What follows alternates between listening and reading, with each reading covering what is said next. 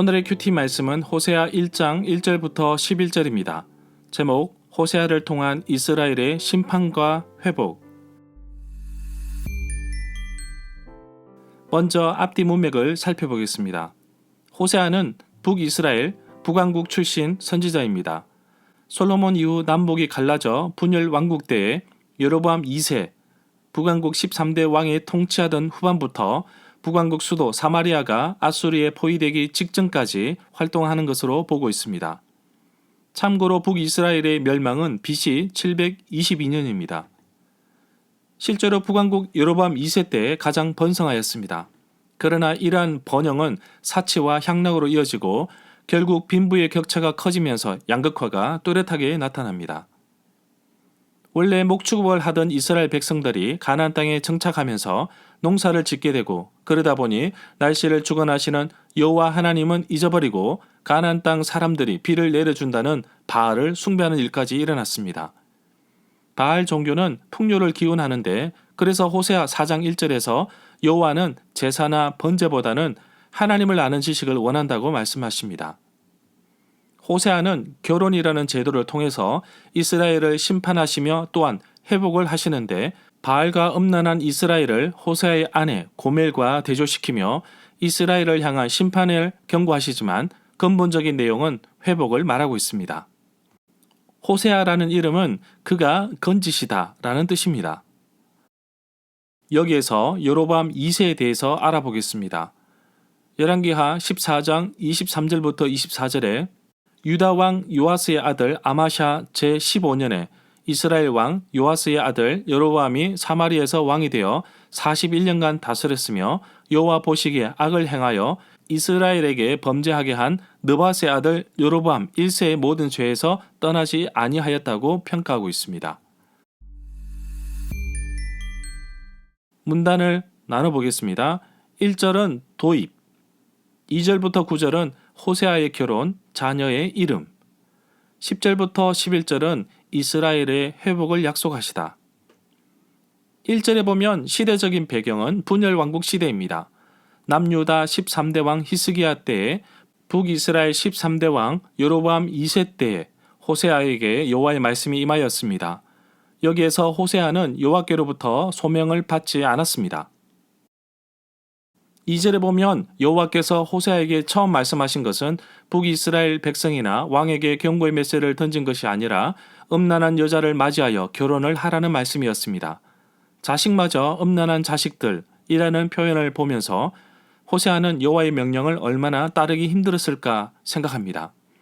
눈에 넣어도 아프지 않을 자기 자녀들마저 음란의 영향력을 받았는데 이는 바로 이 나라 이스라엘이 여호와를 떠나 음란하게 되었다는 것입니다. 여기에서 고멜에 대해서 알아보겠습니다.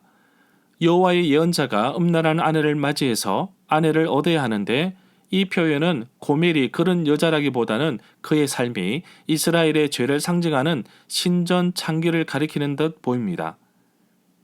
신전창기는 옛 중동의 다산 종교의식에서 신숭배와 관련된 행음이 널리 퍼져 있다고 봅니다. 이스라엘도 때때로 가나안의 영향을 받아 성전에서 행음하는 일이 있었다고 합니다. 3절에 보면 호세아는 여호와의 명령에 순종하여 디블라임의 딸 고멜을 맞이하여 결혼을 하게 됩니다. 고멜이 임신하여 아들을 낳습니다. 4절에 보면 고멜이 낳은 호세의 아들 이름은 이스르엘입니다. 그 이름 뜻은 이스라엘의 멸망을 상징하는 저주의 이름입니다. 조금 후에 내가 이스라엘의 피를 예후의 집에 갚을 것이며 이스라엘 족속의 나라를 폐할 것이라는 의미입니다.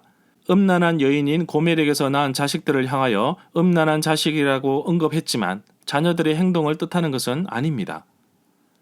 5절에 보면 이스라엘 골짜기에서 이스라엘 활을 꺾겠다고 하십니다. 이스라엘의 패배, 멸망을 의미합니다. 여기에서 활에 대해서 알아보겠습니다. 여로보암 시대 때 이르러서는 물론 활이 이스라엘의 범국가적인 무기가 되었습니다. 부러진 활은 하나님이 부과한 패배를 의미한다고 볼 수 있습니다. 6절에 보면 고멜이 임신하여 딸을 낳았는데 이름이 로루하마입니다. 히브리어에서 로는 부정을 의미합니다. 아니다 라는 뜻으로 쓰입니다. 루하마는 긍휼히 여김을 받다는 뜻인데 결국 로루하마는 긍휼히 여김을 받지 못한다는 것을 의미합니다. 다시는 이스라엘 족속이 긍휼히 여겨 사하지 않겠다는 뜻이 내포된 이름이 로루하마입니다. 이 세상의 부모가 자식의 이름을 지을 때 그 이름대로 이 세상에서 살도록 그 의미를 부여하지만 호세아의 둘째 자녀 딸의 이름은 여호와께서 직접 지어주셨는데 그 이름을 받은 호세아는 정말 이해하지 못하고 받아들이기 힘들었을 것으로 보입니다. 7절에 보면 반전이 일어납니다. 그러나 여호와께서 유다 족속을 긍휼히 여겨 그들의 하나님 여호와로 구원하시겠다고 구원의 회복 메시지를 던지십니다. 구원하심이 활, 칼, 전쟁, 말, 마병에 있는 것이 아니라 사람의 능력, 수고가 아닌 오직 여호와께서 하신다고 말씀하십니다. 그만큼 여호와께서 이스라엘의 회복에 대한 강한 의지를 보이고 계십니다. 8절부터 9절에 보면 고멜이 로루하마를 낳은 후에 또다시 아들을 낳았는데 그 아들의 이름도 여호와께서 지어주셨습니다. 로암미인데 암미는 백성이라는 뜻입니다. 부정의 의미 로가 붙어서 내 백성이 아니다 라는 뜻을 가지고 있습니다. 너희는 내 백성이 아니고 나는 너희 하나님이 되지 아니할 것이라는 의미를 가지고 있습니다. 호세아의 자녀의 이름에서 볼 수 있듯이 음란에 빠진 이스라엘을 향하여 강한 심판의 메시지를 던지는 동시에 7절에서는 회복의 메시지도 던져주십니다. 호세아의 자녀 이름을 통해서 우상에 빠져 음란한 이스라엘을 경고하시는데 근본적으로 이스라엘의 징계를 통해서라도 여호와께로 돌아오기를 원하시는 것이 바로 여호와 하나님의 은혜인 헤세드입니다. 10절에 보면 만약 호세아의 자녀들이 처음 지은 이름대로 그대로 평생 살아간다면 얼마나 힘들었을까요? 또한 바라보는 부모는 얼마나 가슴이 탈까요? 10절에서 이스라엘의 회복의 메시지를 던져주고 있습니다. 이스라엘 자손의 수가 바닷가의 모래같이 헤아릴 수 없이 많겠다는 것은 번영을 의미하며 바로 축복을 의미합니다. 결국 회복의 메시지로 볼 수 있습니다.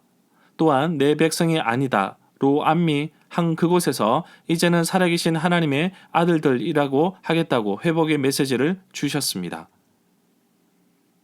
11절에 보면 유다 자손과 이스라엘 자손이 함께 모여 한 우두머리를 세우고 그 땅에서부터 올라오는데 이스라엘의 날이 클 것이라고 하셨습니다. 실제로 분열왕국 이후 남유다와 북이스라엘은 각각 다른 연도에 멸망합니다. 그리고 70년의 포로 생활이 시작됩니다. 포로기를 마치고 귀환한 그 순간까지 하나 되지 못하였습니다. 11절에서 남유다와 북이스라엘이 하나가 된다는 것은 하나님의 통치 아래서 회복의 의미를 말하는 것입니다.